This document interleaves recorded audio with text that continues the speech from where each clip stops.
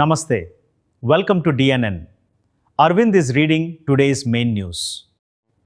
CM Basara పర్యటనకు భారీ police బందోబస్తు.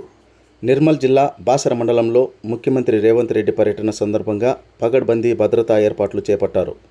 సుమారు 500 మంది పోలీసు అధికారులు, సిబ్బందితో భారీ బందోబస్తు ఏర్పాటు చేసినట్లు జిల్లా SP doctor G Janaki Sharmila తెలిపారు. ఆలయ పరిసరాల్లో ట్రాఫిక్ నియంత్రణ, పార్కింగ్ సౌకర్యాలు, భక్తులకు ఎలాంటి ఇబ్బందులు లేకుండా చర్యలు తీసుకున్నామని చెప్పారు.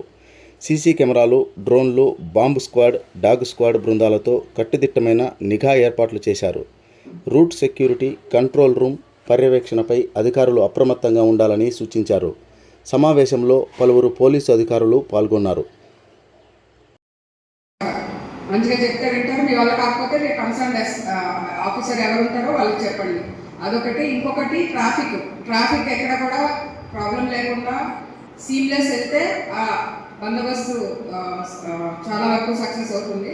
అండ్ ఇక్కడ మెయిన్ ఏంటంటే, నేను కొంతమంది మినిస్టర్స్ వచ్చినప్పుడు, తర్వాత విఐపీస్ వచ్చినప్పుడు చాలాసార్లు చూసాను, అమ్మవారి టెంపుల్ ప్రెమిసెస్ చాలా చిన్నది.